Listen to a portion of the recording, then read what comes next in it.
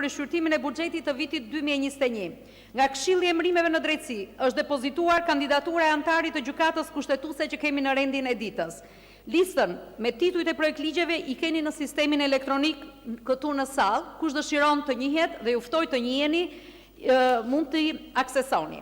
Materialet gjithmonë do t'i gjeni edhe në faqen zyrtare të Kuvendit në internet dhe ky është njoftim edhe për gjithë aktorët, përfaqësuesit e shoqërisë civile, gjyqëtarët që kanë dëshirë të njihen me projekt ligjet e depozituara. Gjithashtu ju njoftoj se dje u mblodh konferenca e kryetarëve, e cila miratoi kalendarin e punive për periudhën në vijim, si dhe planin e veprimit për zbatimin e rekomandimeve të raportit të Komisionit Evropian për vitin 2020 për Shqipërinë. Lidhur me seancën e sotme, shërbimet e Kuvendit, si çdo herë, ju kanë dërguar me anë të postës elektronike të gjithë dokumentacionin që do të shqyrtohet sot në seancë plenare. Njëkohësisht, ky dokumentacion është i shpërndar edhe në sistemin elektronik të votimit në sallë dhe ju njëkohësisht, edhe unë bashkë me ju, e kemi edhe në emailin ton zyrtar. Procesi votimi do të ndjekë të njëjtën procedurë si herët e tjera, do të jetë votim me letër. Kështu që ju ftoj të fillojmë me çështjet. Zoti Ralfi, keni ndonjë çështje për procedurë? Po. Faleminderit zonja Hysi. Në atë që ju sapo parashtruat tani, thatë që Këshilli i Emërimeve në Drejtësi, KEDI, ka dërguar kandidaturën, thatë ju, për vakancën në gjykatën kushtetuese. Sipas kushtetutës, KEDI duhet na dërgojë një listë me 3 emra. Ju e dini këtë shumë mirë, si juriste e nderuar që jeni. Unë sot si deputet i Republikës Shqipërisë kam përpara me një fletë votimi, me një emër. Një emër. Ja, le ta shohin kamerat. Kushtetuta mua më detyron që të përzgjedh një emër nga 3 emra në listë. Tani, unë dua të di, zonja kryetare, pse është futur një fletë e tillë votimi për votim në kundërshtim të hapur me ligjin dhe me kushtetutën, e cila u amendua e shkruar nga ekspert të Obdatit, Euraliusit dhe shqiptar, pse neve sot duhet votojmë, tamam siç e bëm para një viti në nëntor 2019, në kundërshtim të hapur me rregullat procedurale siç janë përcaktuar nga Kushtetuta e Republikës së Shqipërisë. Unë sot dua të votoj realisht dhe e kam me shumë sinqeritet, dua të votoj për një antar të gjykatës kushtetuese, por nuk dua ta bëj këtë në kundërshtim me ligjin dhe me Kushtetutën. Qofse diçka e tillë do ndodhte në SBA, në Britaninë e Madhe, në Francë, në Itali, në Gjermani, do bëj skandal. Kështu që dëshiroj të di se kush e ka futur këtë në procedurë dhe pse duhet që ne të votojmë vetëm për një emër, dhe mos kemi mundësi për zgjedhje si deputet, dhe pse po thyejmë Kushtetutën sot, dhe pse neve sot po hedhim për votim një emër i cili nesër pas nesër do të jetë i kontestueshëm për arsye procedurale në një gjykatë evropiane. Ndaj zonja Hysi ma shpjegoni pse ftohen deputetët të thyejnë Kushtetutën sot me këtë votim. A do mundte ndonjë deputet i ndonjë vendi të nderuar partner tonin guxonte që të votonte në kundërshtim me Kushtetutën e vendit të tij përkatës? Nuk besoj. Faleminderit. Faleminderit zoti Ralfi për adresimin e një çështje që ju e vlerësoni në gjykimin tuaj të drejtë. E para, zoni Gjoni, më fal. Megjithatë përdora fjalën zoti. Atëherë të nderuar koleg, më lejoni të sqaroj që Kuvendi i Shqipërisë vepron në përputhje me nenin 155 të Kushtetutës, i cili është ndryshuar me ligjin 76 të vitit 2016, si dhe me nenin 111 të rregullores së Kuvendit të ndryshuar me vendimin numër 85 të vitit 2019. Gjyqtarët kushtetues janë 9, 3 nga cilët propozohen nga Kuvendi i Shqipërisë. Njëkohësisht kemi edhe një dispozit kalimtare për plotësimin për herë të parë të vendeve të lira në gjykatën kushtetuese. Gjithashtu kemi parasysh edhe ligjin për gjykatën kushtetuese. Gjithashtu, ajo që do doja të theksoja, që kandidaturat për në organet kushtetuese, siç është dhe gjykata, paraqiten në seancë me me shkrim nga jo më pak se 28 deputet.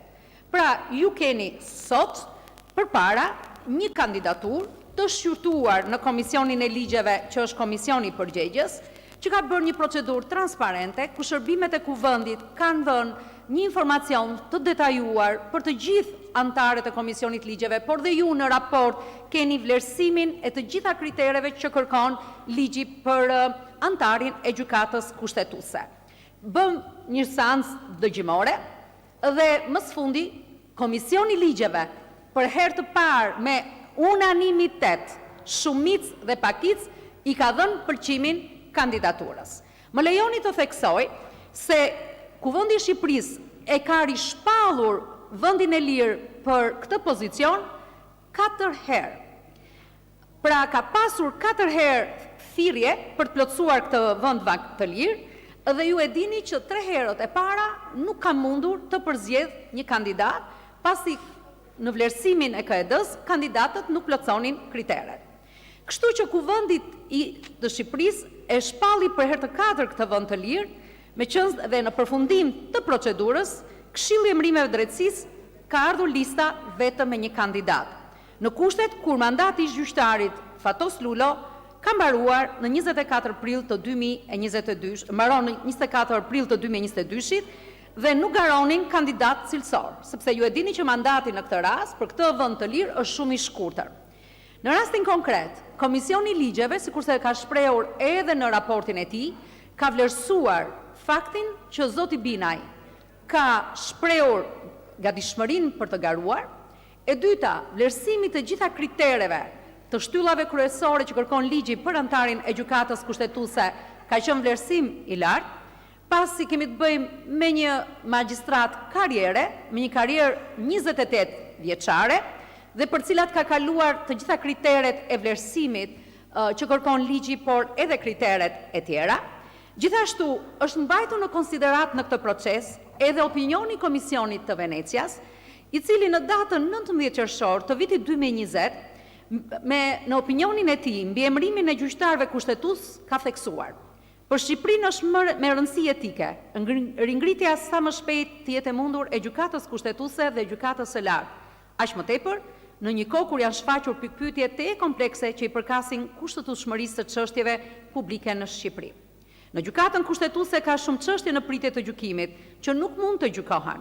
Për ta tejkaluar këtë krizë, dialogu dhe bashkëpunimi konstruktiv ndërinstitucional midis institucioneve shtetërore janë të nevojshme dhe të thelbësore për të arritur një konsensus të gjerë.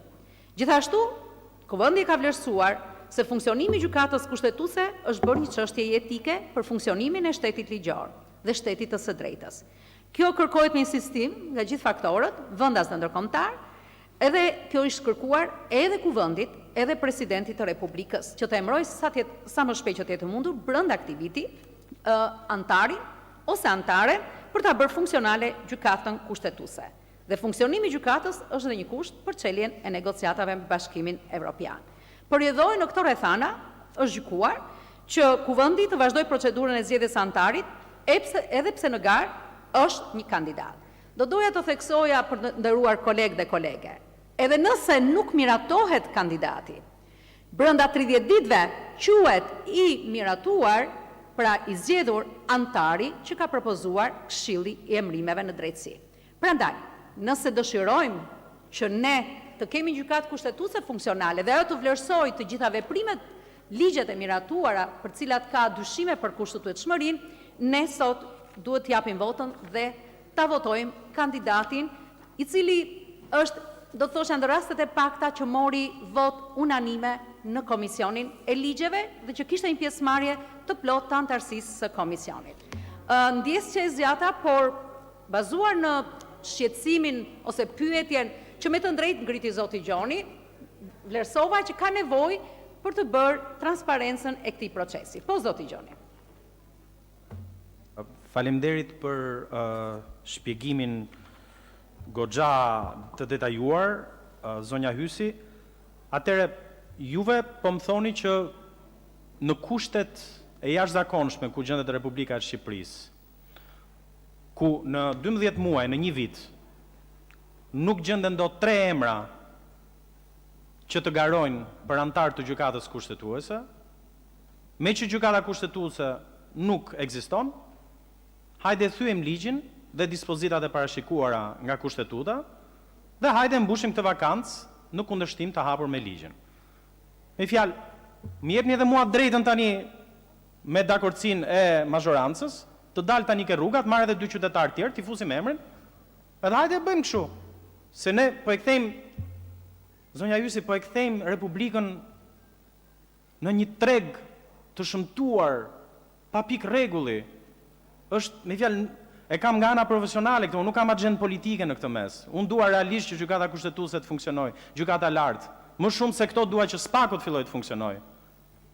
E them me sinqeritet këtë, po frika që un kam dhe e ringrej këtë shqetësim një vit më pas, e ri përsëris për zgjedhja e kandidatëve në institucionet e drejtësisë, qoftë kushtetuese, qoftë e lartë, qoftë SPAK, në kundërshtim të hapur me dispozitat e parashikuara nga kushtetuta, të cilat u shkruan nga partnerët tanë ndërkombëtar, e bën të tërë procesin dhe të tërë nominimet dhe përzgjedhjet dhe kandidatët të atakueshëm në gjykatën evropiane për drejtat e njerëzit. Ky është shqetësimi im juridik dhe kushtetues në këto momente, dhe si deputet unë ndjej peshën e përgjegjësisë që sot nuk më jepet mundësia e përzgjedhjes që unë të votoj ose të përzgjedh një emër nga 3 emra të cilët duhet propozoheshin nga Kedi pranë kuvendit. Pra, është shumë e trisht që neve sot na duhet ta pranojmë që në një vit në 3 milion banor ne nuk gjejmë dot 3 veta që të kandidojnë për antar të gjykatës kushtetuese.